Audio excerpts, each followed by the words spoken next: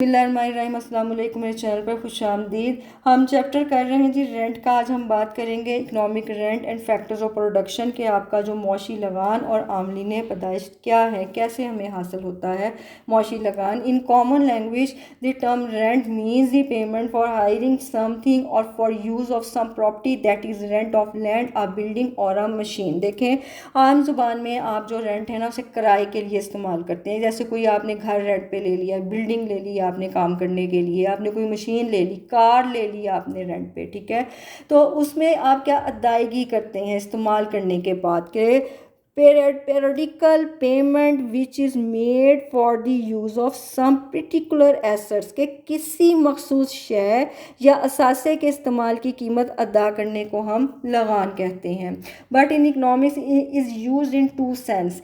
इन narrow meaning, दो sense में इसका इस्तेमाल होता है। नैरो मीनिंग इसके ये हैं कि rent is the price paid for use of land या other natural resources which are completely fix in total supply, के ज़मीन को इस्तेमाल करने के बदले जो मुआवजा अदा किया जाता है वो लगान कहलाता है। या जो कुदरती, दूसरे बात यह है कि कुदरती वसाइल जो इस्तेमाल किए जाते हैं उनकी जो अदायगी की जाती है वो भी लगान कहलाती है, लेकिन इनकी जो रसद होती है मुअय्यना होती है, फिक्स्ड होती है। Rent in its wider meaning can arise with regard to any factor production. किसी भी अमले पैदाइश के लिए लगान की टर्म जो है वो इस्तेमाल होती है वसी मायनों में। रेंट इज़ द पेमेंट या reward for the use of any factor production who supply is fix, के अमले पैदाइश में इस्तेमाल होने वाले आमलीन पैदाइश को जो मुआवजा अदा किया जाता है, इनकी जो रसद होती है वो फिक्स होती है, उसे हम लगान कहते हैं अदायगी को। Rent is surplus payment in excess of transfer earnings of that factor, के अमले पैदाइश को इंतकाले आमनी से ज़ायद जो भी मुआवजा मिलेगा वो लगान कहलाता है। ट्रांसफ़र अर्निंग क्या है जी? Transfer earning is the amount of money which a factor could earn in its next best alternative use. देखें, आपकी जो इंतकाले आमदनी है किसी अमल की वो अदायगी है जो मतबादल इस्तेमाल के बेहतरीन मतबादल इस्तेमाल के बदले की सूरत में अदा की जाती है। The term for transfer earning is opportunity cost. ये जो टर्म है आपकी इंतकाले आमदनी की, ये मतबादल मुसारिफ के तौर पे भी इस्तेमाल होती है। फार्मूला है इसका कि इकनॉमिक रेंट बराबर होता है present earning minus transfer earning के आपकी मौजूदा आमदनी में से हम इंतकाले आमदनी को निकाल दें तो मुआशी लगान हासिल होता है। बाज़ का यहाँ ट्रांसफ़र अर्निंग की जगह ना आपकी जो है वो सप्लाई प्राइस भी लिखी जाती है, ठीक है। अच्छा, अब क्या है, फॉर एग्ज़ाम्पल के एक क्लर्क जो है वो उसकी जो मौजूदा आमदनी है वो 40,000 रुपये है। ये एक फैक्ट्री में मैनेजर लगा हुआ है, लेकिन उससे पहले वो एक क्लर्क था। जब वो क्लर्क था तो वो 20,000 रुपये कमा रहा था। अब उसकी मौजूदा आमदनी में से जो पहली आमदनी है उसे माइनस करते हैं तो ये जो 20,000 निकलता है ना, it is called economic rent, ठीक है। देखें, मतबादल इस्तेमाल बेहतरीन उस वक़्त ही होता है कि जब उसको उससे ज़्यादा उजरत मिलती है या कोई मेरात मिलती है, तभी कोई अपनी जगह छोड़ के जो है ना वो जाता है। आप अगर लैंड के हिसाब से इसकी मिसाल लें तो एक किसान अगर एक फसल पैदा करके जो हाथ कमा रहा है ना, उसके बदले वो उसी ज़मीन पे 2 फसलें पैदा करके कमाए, जो उसे 2 फसलों से ज़ायद हासिल होगा ना, वो उसका इकनॉमिक रेंट होगा, ठीक है। अब एक शक्ल से इसकी वजाहत करते हैं। शक्ल बनाने के लिए OY पे हमने रेंट को लिया और OX पे हमने क्वांटिटी ऑफ फैक्टर को लिया। रिकॉर्डों को आपने पढ़ा और मॉडल थ्योरी में आपने पढ़ा डिमांड और सप्लाई के तहत रेंट का तयन। ये दोनों लेक्चर्स मेरे मौजूद हैं, आप सुन सकते हैं। देखें, रिकॉर्डों ने कहा कि ज़्यादा ज़मीन ज़रख़ेज़ ज़्यादा रेंट देती है और कम ज़रख़ेज़ ज़मीन कम देती है, लेकिन जो आपके मॉडर्न जो हैं ये इकोनॉमिस्ट वो कहते हैं कि डिमांड और सप्लाई की फोर्सेस से रेंट का तयन होता है। ये लचकदार सप्लाई का ख़त है और ये आपका डिमांड का ख़त है जिसमें उसने कता किया पॉइंट E पे, यहाँ पे जो है आपका रेंट का तयन हुआ OR, ठीक है। और ये जो है OX पे जो आपने अमूद गिराया ये आपकी क्वांटिटी ऑफ फैक्टर है QOQ। अब ये जो पोर्शन है ना इसका, ये ऊपर वाला ये कहलाता है इकोनॉमिक रेंट, मौशी लगान OR। ये टोटल जो एरिया है, टोटल फैक्टर्स की आमदनी है OREQ। और जो आपकी मौशी लगान है ना, इकोनॉमिक रेंट, वो बनता है आपका ये RSE, ठीक है। और ये जो आपका नीचे वाला हिस्सा है ना, ये बनती है आपकी ट्रांसफ़र अर्निंग, ठीक है। ये वाला हिस्सा आपका ट्रांसफ़र अर्निंग का बनता है कि आपका SEQ, ये है आपकी ट्रांसफ़र अर्निंग। अच्छा, टोटल आपके जो फैक्टर्स की इनकम है, यही मैंने शक्ल आपकी इधर भी बनाई है, आपको मैं दिखा भी देती हूँ, ठीक है। आपकी जो टोटल आपकी फैक्टर्स अर्निंग है, वो ये पूरा पोर्शन बनता है OREQ, लेकिन इकोनॉमिक रेंट बनता है SRE। और जो आपका total transfer earning of the factor है, वो आपकी बनती है OSEQ, ठीक है जी। अब आप बात करें कि लेबर के लिहाज से जो मौशी लगान है वो कैसे है। Economic rent and labour, in a labor economics, economic rent is the extra money a worker earns above the minimum amount needed to keep them in their current job, ठीक है। अब वो इसमें ये कहता है कि कोई भी अदायगी एक मुलाजम को जो इसे मौजूदा इस्तेमाल में रखने के लिए दरकार कम से कम रकम से ज़ायद हो, वो मौशी लगान कहलाती है। When worker supply is rigid या hard to change, economic rent is very high, कि आपकी जो रसद होती है जितनी कम लचकदार होती है, उतनी ही इंतकाल अदायगी, इंतकाल आमदनी कम होती है और इकोनॉमिक रेंट ज़्यादा होता है। When many people can do the job easily, rent is very low.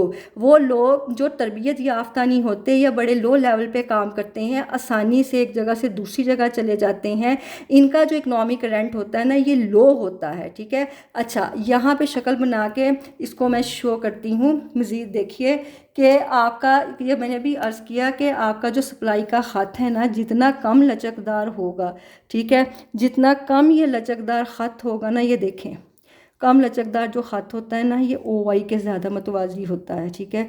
ये आपका सप्लाई का ख़त है और ये आपका है डिमांड का ख़त, ठीक है। सप्लाई ऑफ लेबर और सप्लाई ऑफ लेबर और डिमांड फॉर लेबर, ये इसने दूसरे को कहाँ पे कता किया, पॉइंट E पे कता किया। आपकी जो वेजिस का तयन हुआ या रेंट का तयन हुआ, वो हुआ OW। और आपकी जो टोटल वर्कर लेबर काम कर रही है ना, वो OL है। अच्छा, अब आप ये देखें, ये जो बड़ा हिस्सा है ये शो करता है इकोनॉमिक रेंट को, ठीक है, इकोनॉमिक रेंट।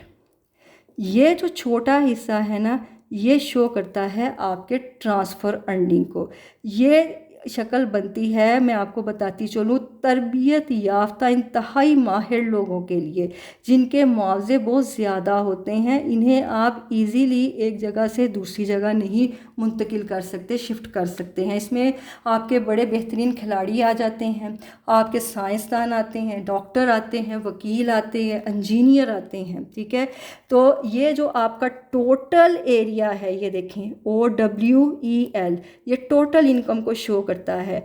ये जो आपका OW, ठीक है, SE, ये इकोनॉमिक रेंट को शो करता है। और ये जो छोटा सा हिस्सा है, मैंने शक्ल में भी आपको बताया, SLE, ठीक है, ये ट्रांसफ़र अर्निंग है। जितनी ज़्यादा काबल लोगों की सप्लाई लेस इलास्टिक होगी ना, उतनी ही आपकी ट्रांसफ़र अर्निंग कम होगी। इन्हें इजीली जो है ना दूसरे शोबे में शिफ्ट नहीं ये होंगे, क्योंकि इन्हें ऑलरेडी बहुत अच्छी वेजिस पे ये काम कर रहे होंगे, उन्हें उससे ज़्यादा मिलेगा तब भी वो जाएंगे, वरना वो नहीं जाएंगे। अच्छा जी, अब है आपका इकोनॉमिक रेंट एंड कैपिटल। अच्छा, वो कहता है जी, capital rent in economics is any payment made to the owner of a capital asset that exceeds the minimum amount required to keep the asset in its current use, functionally similarly to economic rent। देखें, सरमाए के असासे के ज़रिए हासिल करदा इजाफी आमदनी से मौजूदा इस्तेमाल में रखने वाले दरकार कम से कम रकम से ज़ायद सरमाए का की सासे के मालिक को अदायगी की जाती है ना, उसको हम सरमाया लगान कहते हैं। और ये जो है इकनॉमिक रेंट की तरह ही काम करता है। It represent a surplus return. इसे हम जाहिर करते हैं फाजल अदायगियों से भी, जो हमारी मशीनों की होती हैं, डैम हो गए, आपके प्लांट हो गए, एटमी हथियार हो गए, सड़कें हो गई, पुल हो गए, उसके तमाम के ऊपर जो ये टर्म इस्तेमाल होती है। ये हासिल कैसे होता है? आपका इकनॉमिक सरप्लस, या आप सरप्लस इनकम, या आपका रिटर्न, सरप्लस रिटर्न के difference between a capital assets total earning, ठीक है, उसमें से हम माइनस करेंगे ट्रांसफ़र अर्निंग या अपॉर्चुनिटी कॉस्ट को, तो हमें सरप्लस इनकम हासिल हो जाएगी। देखें, आपके सरमाए जो भी मशीनें इस्तेमाल करते हैं ना, उसमें सरमाए की फरसूदगी के अखराजात शामिल होते हैं, जो तोड़ फोड़ के अखराजात कहलाते हैं, वो पूरे किए जाते हैं। आपका जो सूरत हाल है ना कि सरमाए में से जो आमनी इसकी वेरिएबल कॉस्ट से ज़्यादा होती है, वो मौशी लगान कहलाती है, ठीक है। अब जब अरसा तवील में क्या होता है कि जो आपकी सरमाए की इंतकाली आमनी है ना, ट्रांसफ़र अर्निंग, ये वेरिएबल कॉस्ट और फिक्स कॉस्ट के बराबर हो जाती है। अच्छा, इकनॉमिक रेंट एंड लैंड। अब ज़मीन के लिहाज से हम बात करेंगे। आप जानते हैं कि ज़मीन जो है ना, ये अल्लाह की तरफ से दिया हुआ एक बहुत बड़ा तोहफ़ा है हर मुल्क को, कि land is a gift of nature with a completely elastic supply curve, meaning higher prices don't create more physical land. So in economics, rent is the payment that the landowner receive for the use of land. देखें, अरसा कलील में इसकी जो रसद होती है ना ज़मीन की, वो फिक्स्ड होती है, इसे चेंज नहीं आप कर सकते। गैर लचकदार ख़त बनता है वर्टिकल शेप का ज़मीन की रसद का, ठीक है।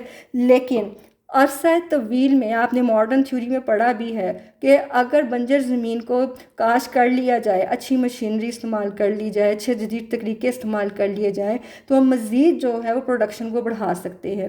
लेकिन ज़्यादातर ज़मीन की जो रसद है ना, वो फ़िक्स होती है, कितनी मर्ज़ी कीमत लगा लें आप ख़रीद नहीं सकते। जो अल्लाह पाक ने ज़मीन जितनी आपके मुल्क में दी है, आपने उसी के ऊपर जो है वो अपनी प्रोडक्शन करनी है, बिल्डिंग्स बनानी है, अपना काम करना है। तो लगान क्या है कि ज़मीन को इस्तेमाल के बदले जो अदायगी की जाती है, ज़मीन का लगान कहलाता है।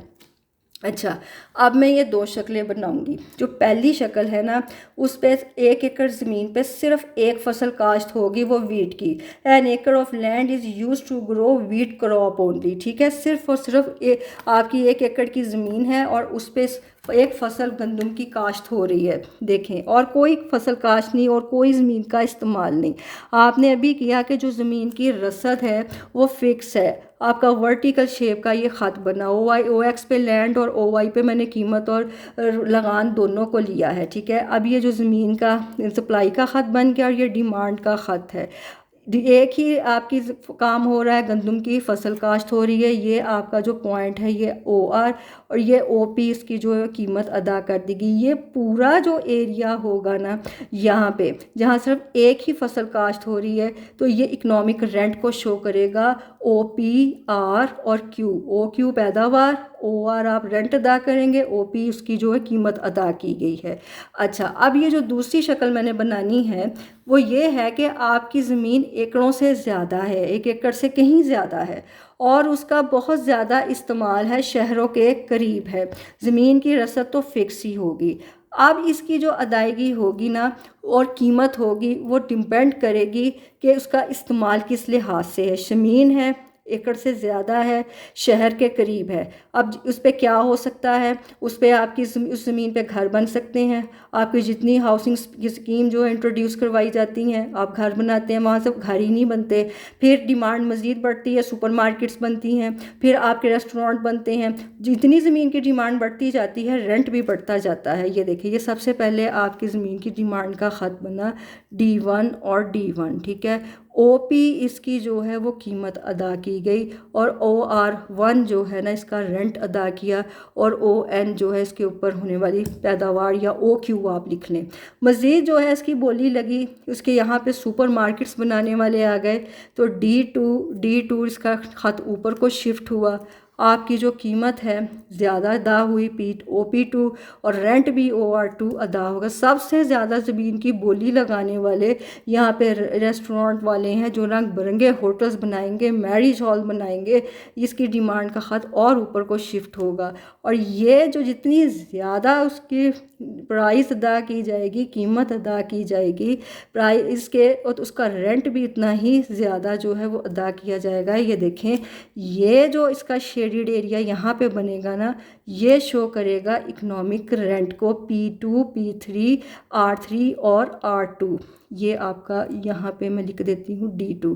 ये हिस्सा जो है ना इकोनॉमिक रेंट को शो करेगा।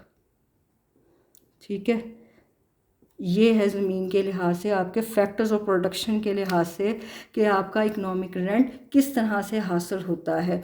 फिर मज़ीद अगर आप इसको किसी एग्ज़ाम्पल के ज़रिए, मैथ्स की एग्ज़ाम्पल के ज़रिए समझना चाहते हैं तो मैं एंड पे वो भी छोटा सा आपको समझा देती हूँ कि an acre of land is use to grow wheat crop. ठीक है, ज़मीन 1 एकड़ ज़मीन है और गंदम की फसल के लिए इस्तेमाल हो रही है। हमने जो लेबर लगाई है, वेजेस ऑफ लेबर, उसकी उजरतें 4000 रुपये हैं। कॉस्ट ऑफ इनपुट्स में क्या आता है, आपकी खाद आ जाएगी, बीज आ जाएंगे, पानी आ जाएगा, ट्यूबवेल की सहूलत आ जाएगी। ठीक है, उसके ऊपर अखराजात जो हैं आपके आए हैं 3000 रुपये। अब नॉर्मल प्रॉफिट आपने निकालना है, 4000 में से 3000 को माइनस करें, 1000 रुपये आएगा। ये होगा जी आपका कि normal profit of producer of wheat, he may not be the owner of land but only a tenant. ठीक है, ज़मीन का जो मज़ारे इस पे काम कर रहा है ना, ये सिर्फ मालक को ये रकम जाएगी, मज़ारे को नहीं जाएगी, क्योंकि वो ज़मीन का मालक नहीं है। आखिर में है total production of wheat, 1000 kilogram आपको टोटल जो है वो पैदावार हासिल हुई। कीमत क्या रखी है आपने, 10 रुपीज़ पर किलोग्राम। टोटल कॉस्ट सारे पे जो अखराजात आए हैं वो 8000 रुपये हैं। टोटल रेवेन्यू, आप कुल आमदनी आपने वसूली कैसे निकालनी है, कीमत को आपकी जो मिकदार है टोटल वीट की जो हासिल हुई है उससे आपने कीमत के साथ ज़रब दे देनी है। आपकी 1000 को 10 से ज़रब दें तो 10,000 रुपये आपको हासिल हो गए, सरप्लस इनकम। ठीक है, ज़ायद आमदनी जो आपको हासिल होगी वो कैसे होगी कि ये जो आपकी टोटल इनकम है 10,000, उसमें से जो टोटल कॉस्ट है 8,000 वो माइनस करें तो आपको 2,000 रुपये हासिल होंगे। ठीक है, ये है आपकी surplus income. ₹2000 is the surplus which land produce over and above the expenses of cultivation, this will go to the owner of land। ठीक है, ज़मीन के मालक को ये जाएगी रकम। ये था आज का लेक्चर। अगर आप मुस्फिद हुए हैं तो लाइक कीजिएगा, शेयर कीजिएगा, सब्सक्राइब कीजिएगा, कमेंट में राय का इजहार भी कीजिएगा। अल्लाह ने के